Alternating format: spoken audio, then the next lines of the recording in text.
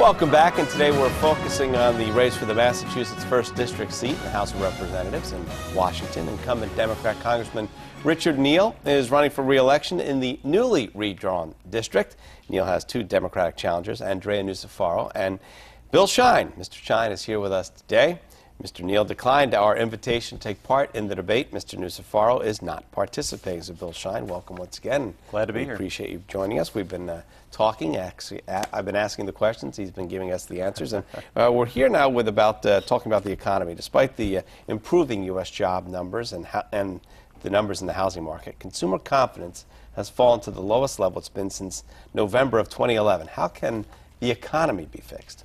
We need to do a number of things. And as a Democrat, I believe that when my party took over the White House and both houses of Congress in January of 2009, I don't believe we did enough, particularly on unemployment.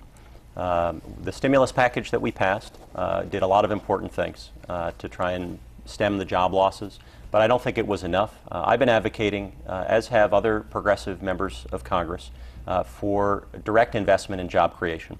We should have done it then. I think we should still do it now. This is what we did during the New Deal.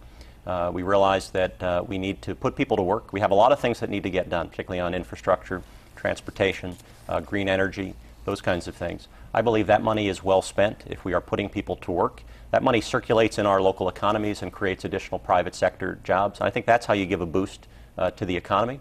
I don't think tax cuts have worked. I think that's pretty clear. I think the agenda of the lobbyists in Washington who say, well, if we just cut taxes or give more special breaks to big companies, they're going to come in and create jobs.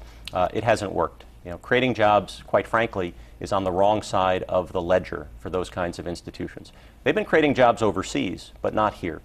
I think what we need to do is we need to jumpstart job creation with direct investment. There's a budget that was put forward by the Progressive Caucus in the United States Congress. And these are all progressive Democrats, 70-odd members, including John Olver. Does not include Congressman Neal. In the last 2 years, they've put forward an alternative to the Ryan budget. It includes a lot of the things that I'm talking about. Let's put people to work. Let's address the foreclosure crisis. Let's do things that we know will help in the short term and in the long term. Congressman Neal regrettably voted against those budgets.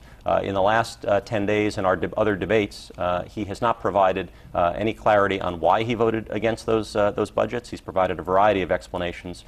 Still not really sure on why. I think it's because there are things in those budgets that he doesn't support. They included advancing public financing of elections, which I support, so that we can level the playing field. More people like me can run for the Congress without having to rely on those who can write big checks. It includes something called the Save Our Climate Act, which is a carbon tax. That's something that I believe is necessary to address climate change. It would also help create an awful lot of jobs. It would raise money from the fossil fuel producers. We would rebate a lot of the money raised back to families because it would increase energy prices some. But then we would use the money to reduce the deficit, and we would use it to invest in putting people to work, in research and development on clean energy, and also everything from putting solar panels everywhere we can to making retrofits to old buildings to better insulate them so we can save energy. There are a lot of good ideas there. I will not be a lonely voice in the Congress advancing these ideas on job creation and other things. There are many members of Congress that are also working to move these bills. I want to add my voice to theirs. Congressman Neal has sat on the sidelines of advancing these kinds of changes. I believe the people of Western Massachusetts understand that we need a bold voice that's not sitting on the sidelines remaining silent on climate change or the kind of policy that we now understand that we need. Mitt Romney last night said if elected president, he'd create 12 million jobs. And we just had the story on our newscast today on how some of the new jobs, the job market's on the mend, some of the new jobs are low-wage jobs, that it's not really helping, and it's a hollowing out of the workforce. Your thoughts on that? That's right, very much so. And Governor Romney, I haven't seen the details of his proposal, but I understand that he wants to do the same thing that caused us to lose a lot of jobs. So I don't quite buy the argument that what hasn't worked in the past is suddenly going to create 12 million new jobs. The last 5 years, the economic challenges that we've had, the people who have lost jobs and homes and retirement savings, young people coming out of school unable to find a job that pays enough for them to live on, much less pay the debt that they've taken on to get an education. It is the tail end of a 30-year economic crisis. I'm going to come back again to the over-reliance we have on large institutions that are less and less locally based, companies that will look to the bottom line first. And that's, I think, why we've seen this race to the bottom on wages and also on benefits. How do we tackle that? Well, I think we need some new thinking. As I started to describe before, things that we can do that will start to raise up new kinds of businesses that are owned by people here. We need to incentivize those. I talk a lot about small business, and not just in the way that I think a lot of politicians do. Small business for a politician could be, any company with up to 500 employees. It could also be a hedge fund with 12 employees on Wall Street. I think we need companies here that are providing the products and services that we need in our communities here. People who are based here and own a business like that and have some stake in it, they're going to treat workers better, they're going to treat our environment better, they're going to be more responsible in our communities.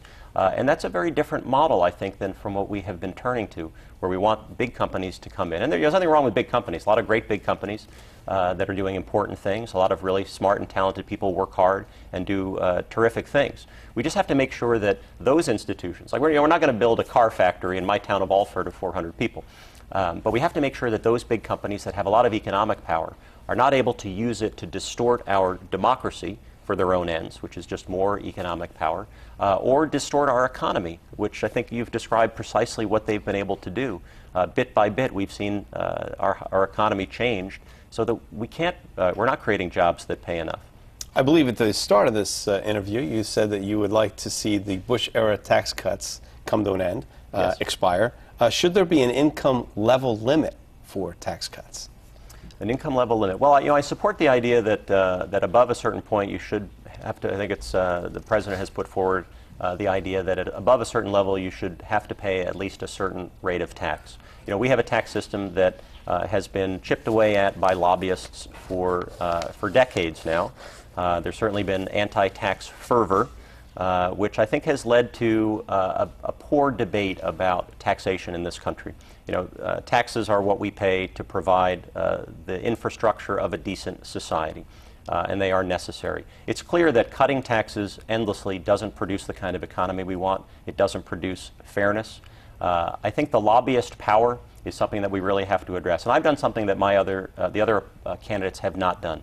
And I've pledged that I will not do what 4 out of 5 members of Congress do that distorts our policy making. When they retire, 4 out of 5 become lobbyists themselves. That's unacceptable. They cash in on their service in the Congress. They're not going to work as lobbyists for poor people. They're going to work as lobbyists for some of the wealthiest interests that have been distorting things.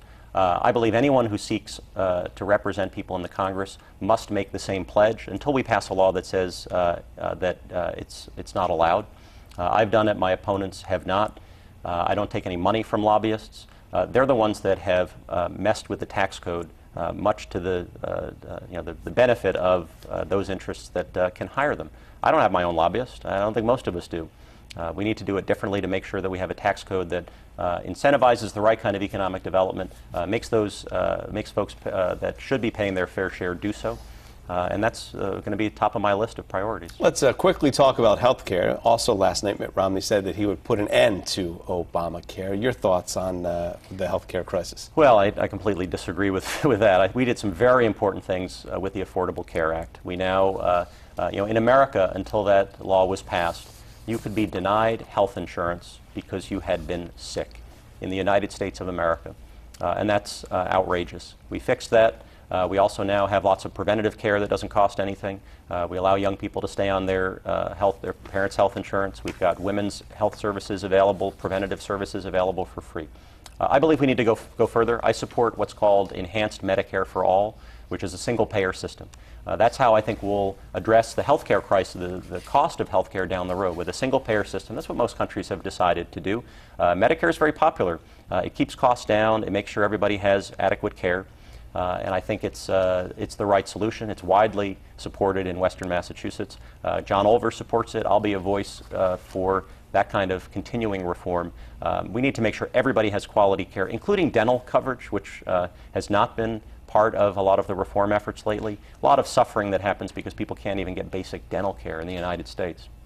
A lot of issues to discuss, and we hit many of them today. Thanks very much to Bill Shein for being a part of it. That concludes our look at the race for the Massachusetts 1st District. And our thanks to Bill Shein for coming today. He's on the ballot in the primary coming up next Thursday, September 6th, seeking to represent the 1st Congressional District in Washington here from Massachusetts. Thanks very much for joining us. We appreciate it, Bill. And thank you for joining us. Hope you're back here for 22 News at 5.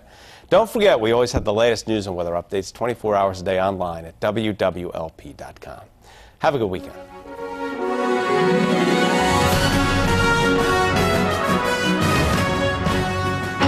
More people in Western Massachusetts get their news from 22 News than any other source.